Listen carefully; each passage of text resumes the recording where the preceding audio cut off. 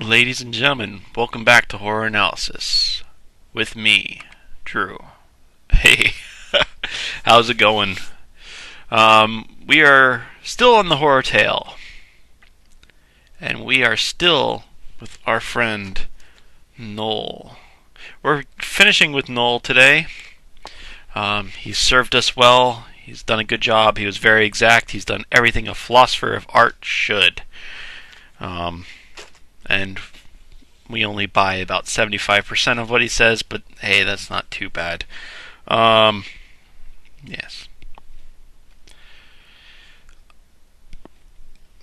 Anyway, the rest of philosophy of horror, is going to focus on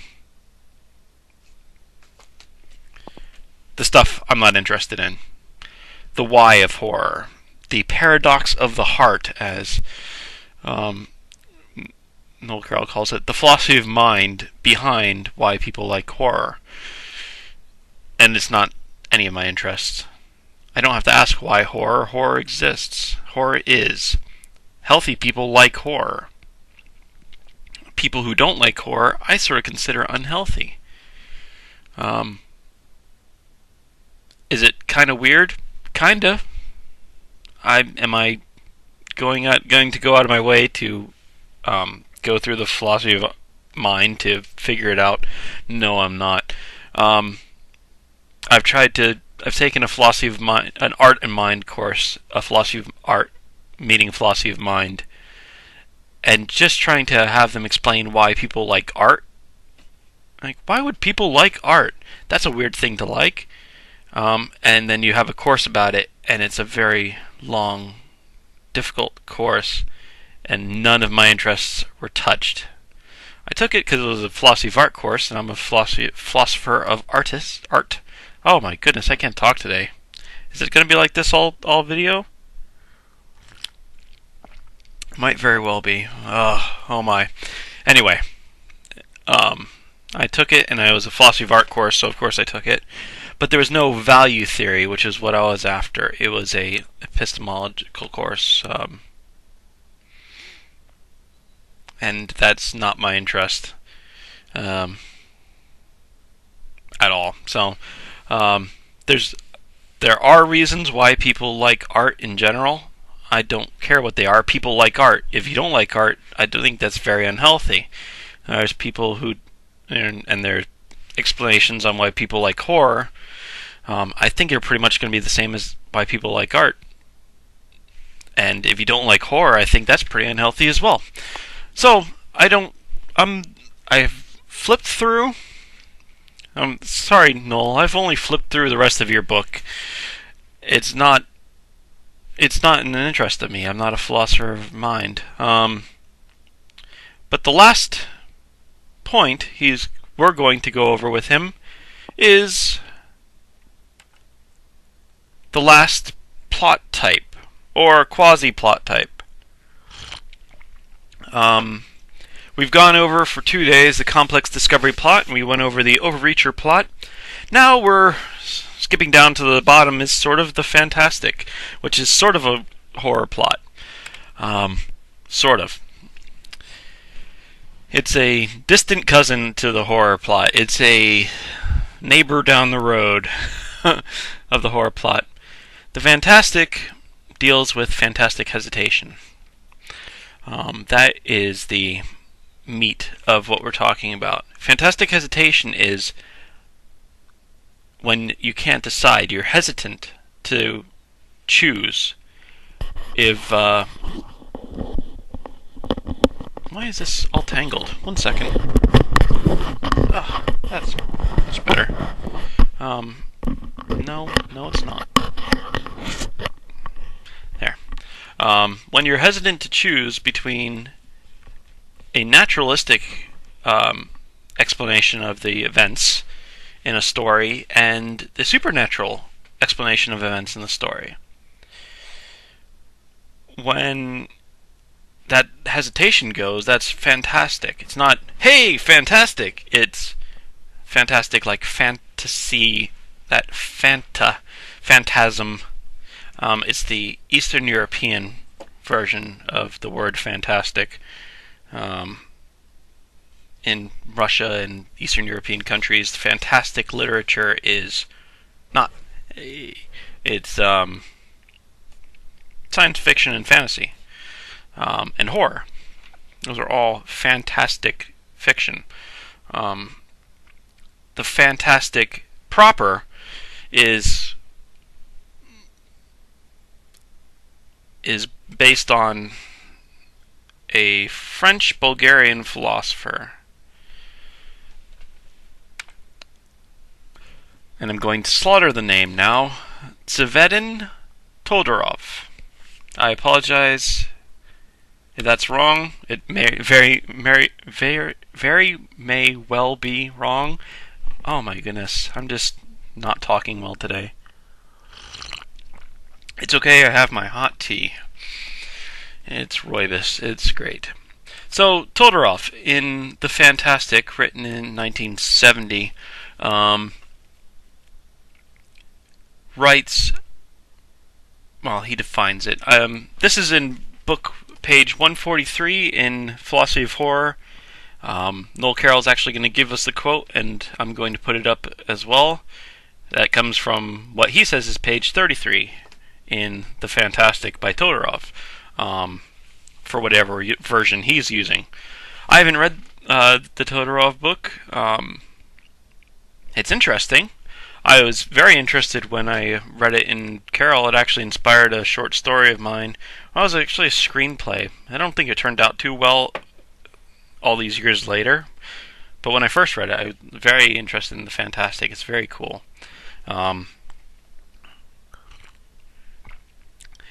So going into it, we're trying to shoot if you're from the writer's side, you're shooting for having the reader not be able to decide, is it supernatural or natural events? From the reader's side, you can't decide. It's a fantastic story. I'm not from this point on. When I say fantastic, I don't mean, hey, that's great. I'm talking about, obviously, the fantastic hesitation. This is the definition. First, the text must oblige the reader to consider the world of the characters as a world of living persons, and to hesitate between a natural or supernatural explanation of the events described. The first part is groundwork. You need to have this going on. You can't see the characters in the book or the movie as the actors, or just, you have to be drawn in enough to feel that they're real people. If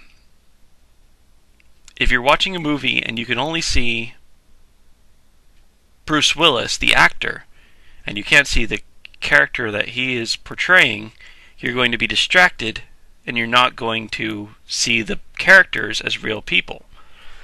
You're going to be too distracted by the actor, or any other actor. I just used Bruce Willis because the first time I made this video, I used him as an example, just because it was easy for me to think about. But when I watch a Bruce Willis movie, I see Corbin Dallas, or I see John McClane. I don't see Bruce Willis because I'm drawn into the story. I'm watching Corbin Dallas and Lilu. I'm not watching Bruce Willis and Mia Jovovich. Or I'm watching John McClane, and at least the first two Die Hards. I haven't seen I think I did see 3 at once. That was with Samuel L. Jackson, so I did see 3. I didn't see 4 or 5. Anyway, but you have to be drawn into the story as the audience. You have to believe that the characters are real people. You have to see the characters as real people. And then, in that, when you're seeing the characters as real people, you can't tell whether the events are real. Well, you can tell you can tell the events are real. You're not sure if they're natural or supernatural. If you are not seeing, if you're only seeing Bruce Willis and you're not seeing the character he's portraying, you're not seeing the events as real, you're seeing the events as a movie. Or any other actor. I'm trying not to knock Bruce Willis. Actually, when I was giving the example, I thought of a Bruce Willis thing, so that's going to be in here too. A fantastic Bruce Willis movie. Sort of fantastic. You see the events as real because you're sucked into the story. You don't doubt that the events are real if you're sucked into a story. But you can't decide whether they are naturally caused or supernaturally caused. The second point, this hesitation may also be experienced by a character. Thus, the reader's role is, so to speak, entrusted to a character, and at the same time the hesitation is represented, it becomes one of the themes of the work. In the case of the naive reading, the actual reader identifies himself with the character. So, the hesitation may not only be from the audience, the hesitation may be the character's hesitation, and you're just identifying with that character so much that it becomes your hesitation as well. The character is the conduit for the fantastic hesitation that you experience. Conduit, I like that word. Good job, Drew. Alright. So, the character isn't sure. If the character isn't sure whether the events that are going on around him are supernaturally caused by spirits or ghosts or monsters, or caused by natural causes, conspiracy or something along those lines, you're feeling what the character's feeling, you're sucked into the character's point of view, you're feeling that hesitation as well. This is not necessary, and he makes a point later of saying this isn't necessary.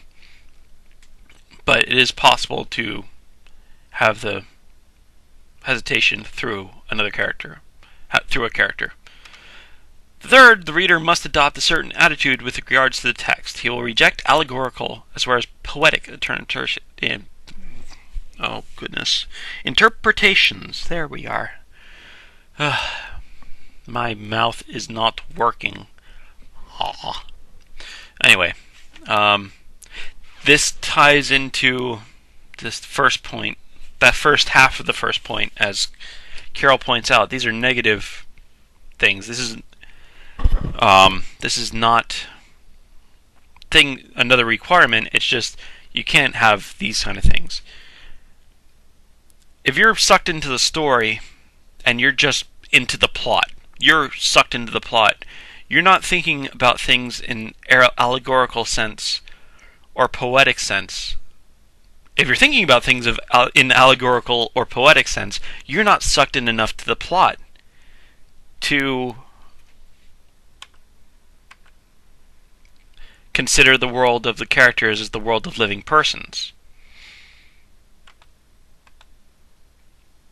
I think actually Todorov could have put it in those terms a little bit easier, and as Carroll points out, that it's negative things. You can't have these things going on. But as a filmmaker or as a author, if your audience is seeing things in poetic or allegorical terms, there's not that immersion into the story that is required in order to have the fantastic hesitation. They're too busy thinking about allegories or poetics or word choice or diction or something, and they're not in with the characters. They're not page turning. So the real meat of it is the bottom half of this one. The reader hesitates between a natural or supernatural explanation of the events described. I guess the other two were qualitative. You need to have certain things going on in your book in general. You have to have the reader sucked in, or have the audience sucked into your work. It's so immersed that they're feeling everything that the characters are feeling. They're not seeing actors as actors, or seeing them as only as a character. They're not seeing writers as just words on a page, or allegories for something, or poetics, or whatnot. They're sucked into the story. They're feeling what the characters are feeling. The second point isn't necessary. He says it's not necessary. The character may feel the hesitation himself. It's not necessary. One of the examples I came up with afterwards, after the first video I did of this, because I'm redoing this audio because I didn't like the audio on the first videos I've done, because I was using the laptop microphone, which is awful. So I bought myself this thing, and it's getting a lot better. So we'll talk about there is one example where the character is feeling the hesitation, and you, as the audience, are sucked into that hesitation as well. So Todorov says the best example of a fantastic work is Henry James' Turn of the Screw. I don't like Henry James' Turn of the Screw.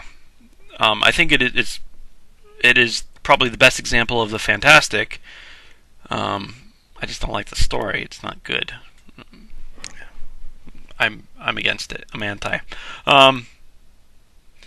So I'll go over the plot. A governess goes to teach two kids in an old mansion. The kids are little, not really sure they're all together. The governess, we're not sure if she's a little bit off kilter as well. But the governess sees one of the kids talking to or being followed by a man with red hair that no one seems to see.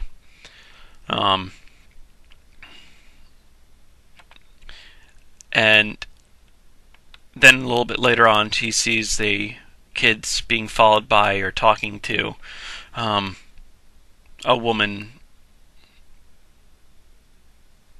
Was it a woman in black, or am I just thinking of confusing it with something else? I think I'm confusing it with something else. But some woman that no one else seems to, that she had never seen before, and she sort of knew all the people in the house.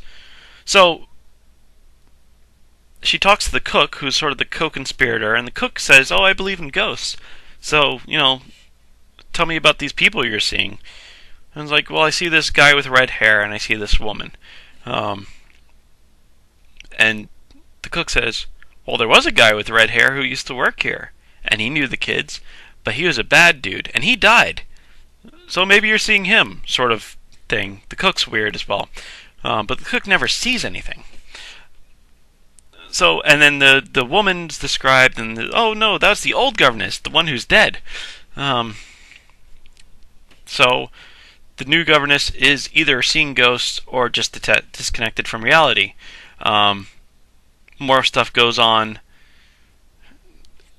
We start questioning the governess's sanity a bit more. We see more appearances of ghosts, and we're in between. We don't know if ghosts are going down, or we don't know if the governess is going nuts. If ghosts are messing with the kids, if the ghosts are out to get the kids, or the governess is just going whacked, to use the official term. Delusional. I think delusional is probably the best term. Whacked is so PC. There are a few more examples that I want to go over. First off, I will say Turn of the Shrew. Oh my goodness. Taming of the Screw and Turn of the Shrew. Turn of the Screw by Henry James is available at LibriVox.org. You don't actually have to buy it. You don't have to read it. You can just get the audiobook for free from LibriVox. I'm sure you can find a good reader. Here's a few versions of it, if I remember correctly. LibriVox.org, I trying to recommend more and more because it's a great place for free audiobooks. All public domain books are just being read by amateurs, and they're in the public domain. So, yeah. The second one that's mentioned is The Haunting of Hill House, which is Shirley Jackson's haunted house. You're never sure whether... Of course, we're going to go over Haunting of Hill House a lot more in Stephen King when we go into Stephen King next time, because Stephen King thinks it's one of the better haunted house books. So, you're never sure at the end whether Eleanor was just going crazy and she wrote stuff on the wall and she was just seeing things and hearing things, or whether ghosts were just talking to Eleanor and trying to get her dead. And succeeded.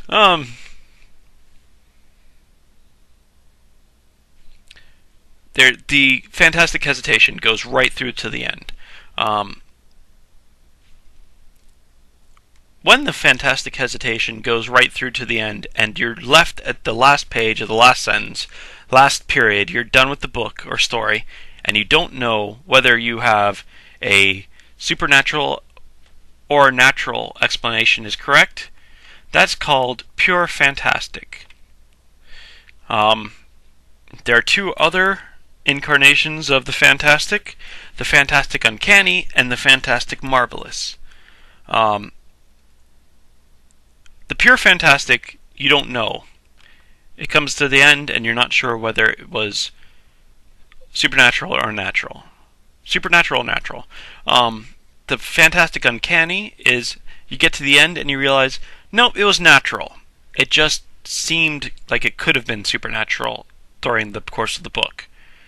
And then the fantastic marvelous is, it turns out at the end, it was supernatural, but it could have been natural for most of the book. Most of these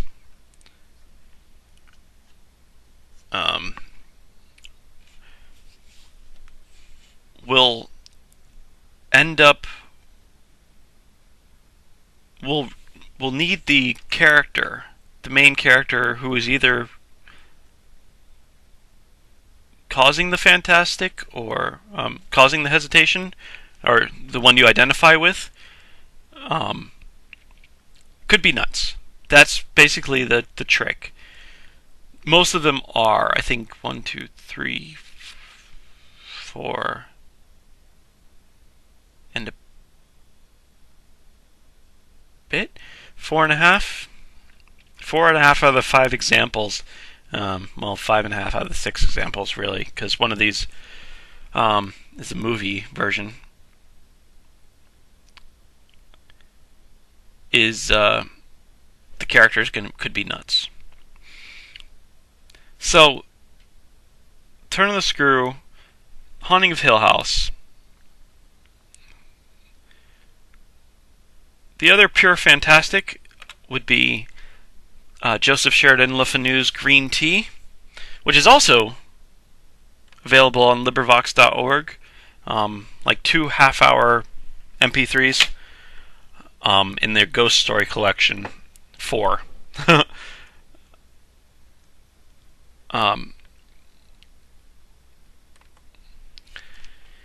Which is a... it's not pure ghost, it's spirit. It's an evil spirit monkey, which is taking the place of a ghost. A guy kills himself and a preacher kills himself? A preacher kills himself and... let's see where we're at. A preacher kills himself.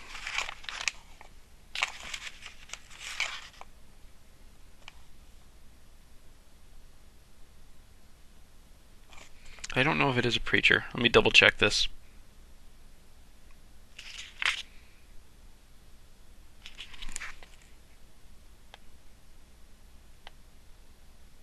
Yeah, a minister. A minister commits suicide. A psychologist goes and looks over his writings, his diary and whatnot. And there's these writings about a spirit monkey, an evil spirit monkey that's hounding this minister. And he eventually is driven to kill himself. And the psychologist says, "Oh, I could have saved him. I have the, he was drinking too much green tea, so that's what made him go wonky in the brain, and I could have saved him with my patented cure of putting ice cold cologne on his body, and he would have been fine." And the more you read about it, the psychologist guy doesn't seem to be making any sense, which makes you think that it's more likely that it was a spirit monkey, etc. Le Fanu is very good. I actually, if you get a chance to read any Le Fanu or listen to the audiobooks on LibriVox.org, I'm not trying to advertise them that much, but you can. I've listened to quite a few of his stuff there. I recommend them. His ghost stories are ridiculously good. Very scary, even today, 170 years later. He wrote an early vampire story about, well, much earlier than Bram Stoker, and Bram Stoker quite possibly could have read it when he was growing up,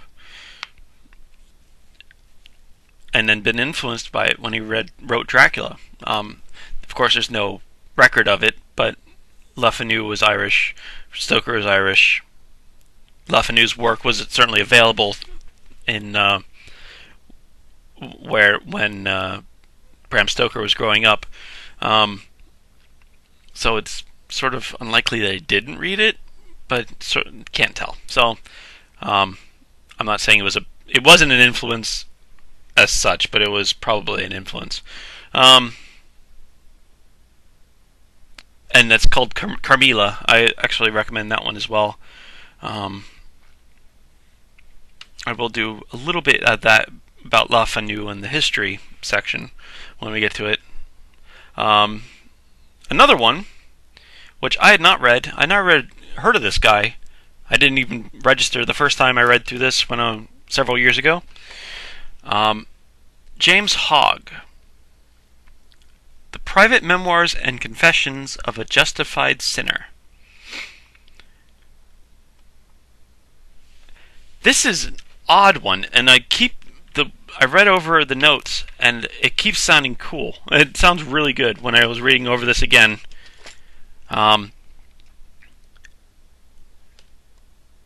It could be that the main character was a religious fanatic who killed his mom and dad, his sister, his lover, and other people in religious fanaticism and whatnot. That's one explanation. That's the naturalistic explanation of things. The supernatural explanation was this guy had a doppelganger. That seems unlikely, but it's sort of a first read through and a second read through.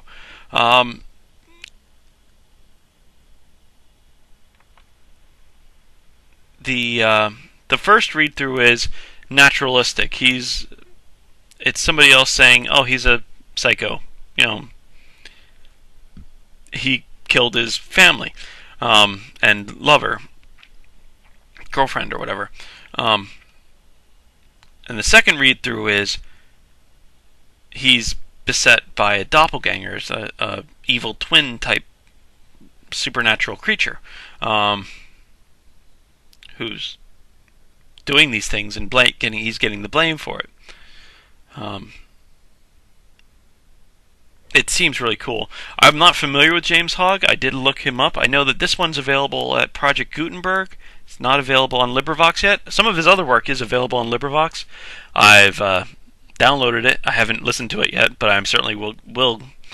And I'm sure we're going to go over him in the history section as well, because Lovecraft talks about him a bit in his when he goes over the history stuff in supernatural horror and literature. So I'm sure I'm going to probably not read Justified Sinner book, the private memoirs of Confessions of a Justified Sinner, but I'll listen to some of the short stories, the weird fiction. Carroll makes a point of pointing out that there's not a whole lot in the realm of fantastic films. He mentions The Innocents, which is based on Henry James' Turn of the Screw, directed by Jack Clayton, and apparently it was screenwritten by Truman Capote, which is pretty cool.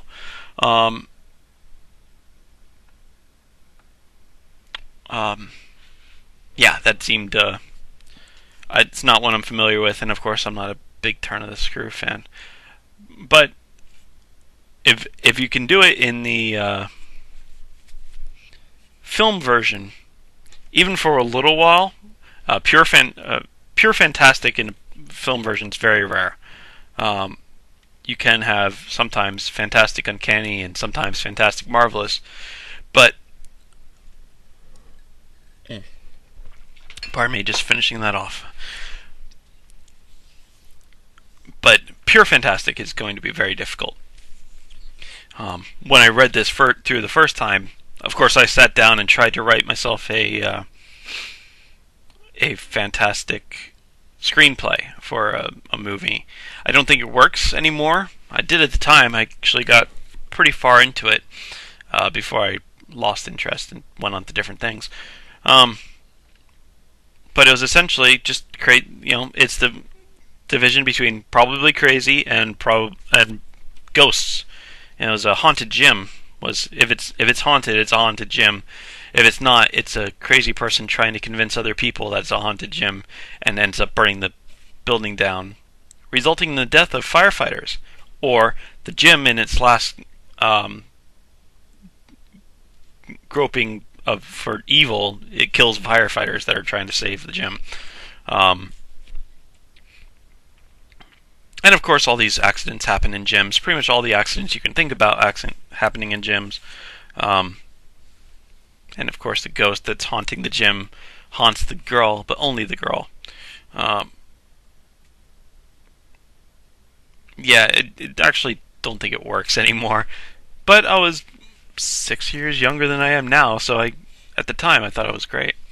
And it's not bad. Actually, it was, a lot of horror movie tropes. It's when she's in the gym, the main character who might be crazy, she closes her locker, and there's a mirror on the other side. So when she closes her locker, the mirror is there, and she sees the ghost, which is a girl who fell from the rope. When you climb the rope in gym, she fell from the rope and broke her neck. So pretty much all the time she's like this when she's the ghost. So the possibly crazy, fantastic person that you're identifying with sees the ghost behind, and of course they turn around, nothing's there. You turn around back to the mirror, there's nothing in the mirror. That's a horror movie trope that I'm sure everybody's familiar with. It was alright. She ends up breaking her leg in the gym, and then she hears, when the blood's trickling down the drain, because it happened in the shower, she hears giggling coming out of the drain. There's weightlifting accidents, like various fights breaking out, shattering backboard in basketball. I put as much into it. I think I actually put too much into it. And then at the end, she's charged with arson, and manslaughter because she was responsible for killing two.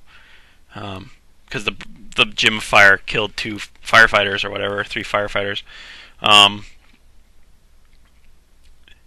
And at the end, there's the newsreel that talks about her being on trial. Yeah. The newsreader says, "Oh, and the new gym being built on the grounds of the old gym is fraught with, the disasters of the construction. And there's been 5 injuries on the construction site or something ridiculous. You know how it is. Anyway, but just to keep the fantastic going." As I said, I still don't think it works, but it was fun. And that's how you would write a fantastic story. But nonetheless, so the example of the fantastic, uncanny that is given is The Hound of the Baskervilles, Sherlock Holmes story, also available on LibriVox, where it could have been a werewolf, or it could be a conspiracy of murderers and wild dogs, etc. And Sherlock Holmes, of course, realizes pretty quick that, hey, I'm Sherlock Holmes, it's not supernatural, it's a conspiracy of, murderers and wild dogs and whatnot. So that's the uncanny. It's naturalistic explanation, except for if you weren't Sherlock Holmes, you wouldn't realize that right away, because it's uncanny. It's he's the only one that can figure it out because he's Sherlock Holmes. Other people might read it as supernatural, as a werewolf. The fantastic marvelous is where it turns out to be supernatural. I didn't see any examples in the book, but I did think of one, and it was because I was talking about Bruce Willis. The Sixth Sense.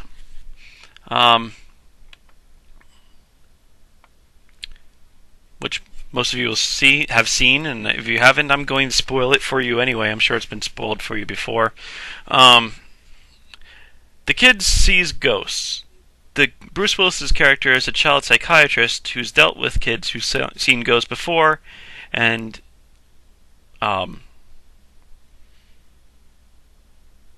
he knows that there's no ghost, and he tries to convince the kid that there's no ghost. But there's weird stuff going on, and so it's, how is this kid knowing, like, ancient Greek or something, or Greek, when he's a 7-year-old or whatever, Haley Joel Osment. Was it Greek, or was the other kid Greek? Whatever. So, you see the ghost that Haley Joel Osment sees, but you identify with Bruce Willis's character, so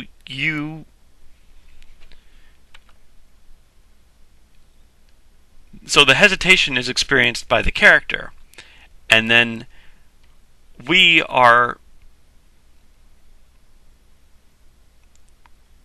that character is the vehicle for us to also feel the hesitation.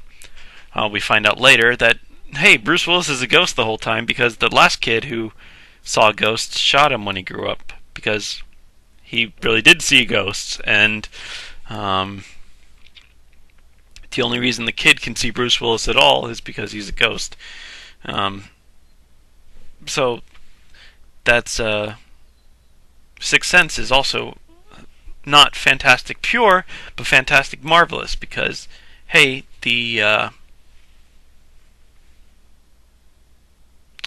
there are ghosts, and that's what's causing the kid to see them. He's not nuts. He's just...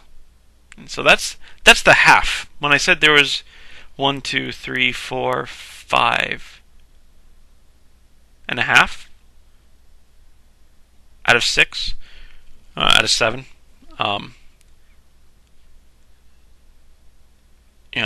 Turn of the Screw, the governess could be crazy.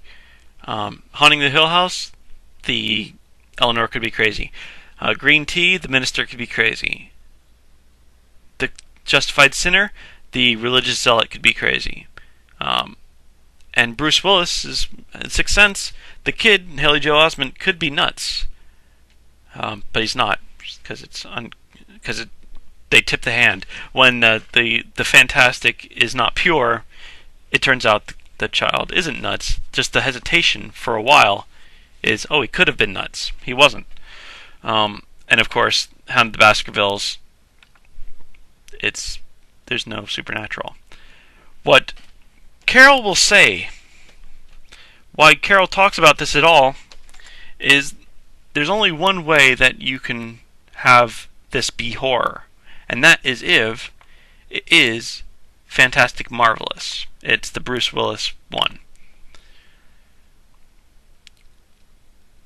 If it's not Fantastic Marvelous, if it's Fantastic Uncanny, then it's not supernatural. If it's not supernatural, it can't have a monster. If it can't have a monster, it's not horror. And if you don't know if there's a monster or not, if you don't know if there's a doppelganger, if you don't know if there's a evil spirit monkey, if you don't know there's a ghost, you can't call it a horror book because it's not. There's no monster. There's no definite monster. And if there is a monster, it's not. You don't know if it's threatening or not. The other example they give for movie versions is the cat people. We're not sure whether the girl's going nuts or there's cat people turning into jaguars and stalking her. So there's elements of that in the cat people. So that's the other movie version. So that's 3. That's not too bad. So Carroll is going to say elements of the fantastic can be in horror plots, like The Sixth Sense, as long as they tip their hand, showing that they are marvelous, fantastic marvelous, are supernatural, and those ghosts are threats, or those monsters are threats, and impure.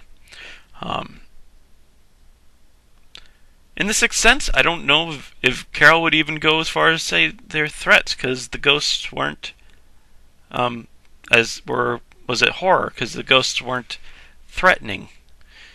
They're scary as balls. Oh, they creeped me out when I was a kid. Ugh. The hanging ones? Oh, man. The vomiting girl, yeah, that's pretty bad. But the hanged ones in the courthouse, they used to hang people here. And then you see the friggin'... Oh, man, that's awful. Ooh. But they weren't threats. The bicyclist that was hit by a car was just walking around. Everybody else seems to be helping the kid or asking the kid for help, not after the kid.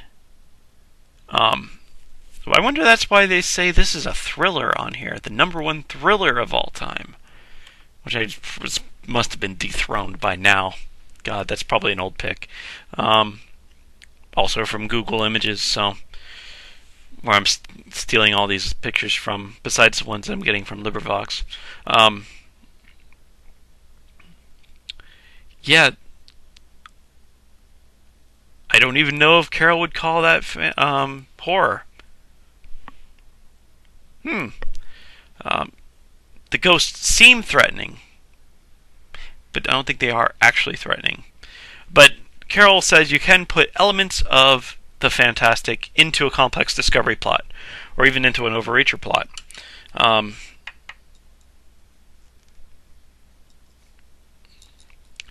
Like putting into after discovery, before the confirmation can be. So we have the onset, the discovery, the confirmation, and the confrontation. You can have the confirmation section be part of, have fantastic elements. You can have, we're not sure if these people are, the discoverers are nuts. but they have to be turn out that they aren't nuts because we need the monster to be a horror story. Once again, I think this is a bit where Carroll falls down, because these ghost stories, these classic ghost stories, Turn of the Screw and Haunting of Hill House, aren't horror stories, according to Carroll, because they're pure fantastic. They're not fantastic marvelous. They never say, "Hey, there's ghosts." And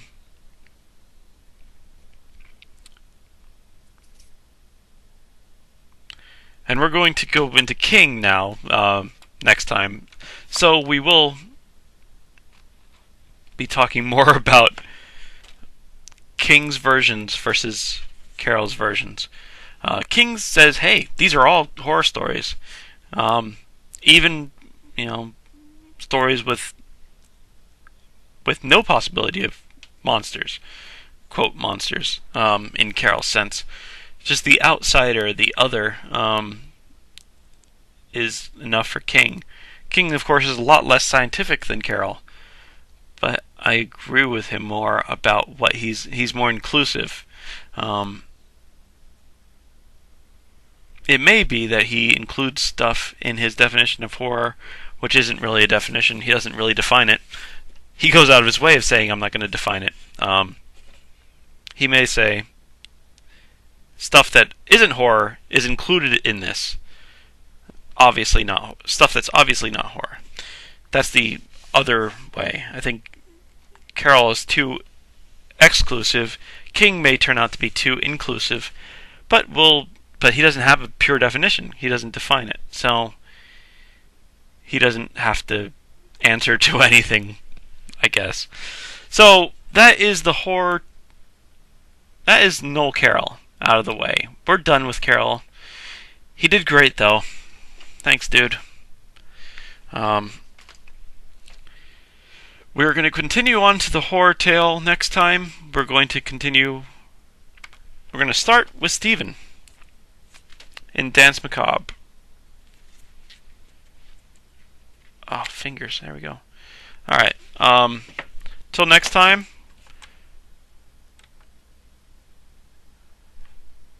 Thanks for watching Horror Analysis. Have a great night. Art. If you don't like art, I do think that's very unhealthy. There's people who, and their explanations on why people like horror, I think are pretty much going to be the same as why people like art. And if you don't like horror, I think that's pretty unhealthy as well. So, I've flipped through. Sorry, Noel, I've only flipped through the rest of your book.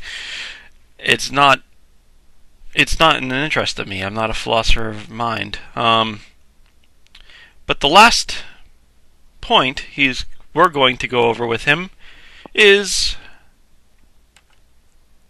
the last plot type, or quasi-plot type. We've gone over for 2 days the complex discovery plot, and we went over the overreacher plot. Now we're skipping down to the bottom is sort of the fantastic, which is sort of a horror plot. Sort of. It's a distant cousin to the horror plot. It's a neighbor down the road of the horror plot. The fantastic deals with fantastic hesitation. That is the meat of what we're talking about. Fantastic hesitation is when you can't decide, you're hesitant or unhealthy. Is it kind of weird? Kinda. Am I going to go out of my way to go through the philosophy of mind to figure it out? No, I'm not. I've taken a philosophy of mind, an art and mind course, a philosophy of art, meaning philosophy of mind, and just trying to have them explain why people like art. Like, why would people like art? That's a weird thing to like. And then you have a course about it, and it's a very long, difficult course, and none of my interests were touched. I took it because it was a philosophy of art course, and I'm a philosopher of art. Oh my goodness, I can't talk today. Is it going to be like this all video? Might very well be. Oh my. Anyway, I took it, and it was a philosophy of art course, so of course I took it. But there was no value theory, which is what I was after. It was a epistemological course, and that's not my interest at all. So there are reasons why people like art in general. I don't care what they are. People like to choose. If why is this all tangled? 1 second. Oh, that's better. No, it's not. There. When you're hesitant to choose between a naturalistic explanation of the events in a story and the supernatural explanation of events in the story,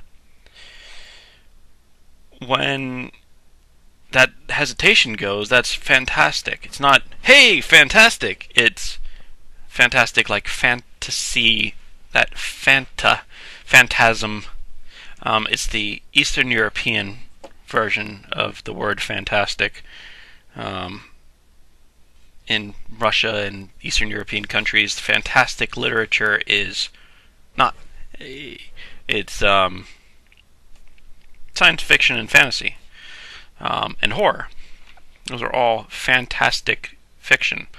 The fantastic proper is based on a French-Bulgarian philosopher. And I'm going to slaughter the name now. Tzvetan Todorovs. I apologize if that's wrong. It may very may well be wrong. Oh my goodness, I'm just not talking well today. It's okay, I have my hot tea. It's rooibos. It's great. So, Todorov, in The Fantastic, written in 1970, writes, well, he defines it. This is in book page 143 in Philosophy of Horror. Noel Carroll is actually going to give us the quote, and I'm going to put it up as well. That comes from what he says is page 33 in The Fantastic by Todorov, for whatever version he's using. I haven't read the Todorov book. It's interesting. I was very interested when I read it in Carroll. It actually inspired a short story of mine. Well, it was actually a screenplay. I don't think it turned out too well all these years later. But when I first read it, I was very interested in The Fantastic. It's very cool.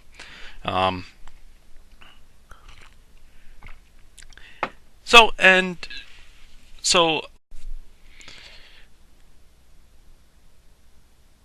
ladies and gentlemen, welcome back to Horror Analysis with me, Drew. Hey, how's it going?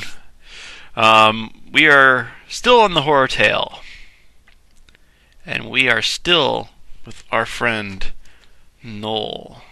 We're finishing with Noel today. He's served us well. He's done a good job. He was very exact. He's done everything a philosopher of art should. And we only buy about 75% of what he says, but hey, that's not too bad. Yes. Anyway, the rest of Philosophy of Horror, is going to focus on the stuff I'm not interested in.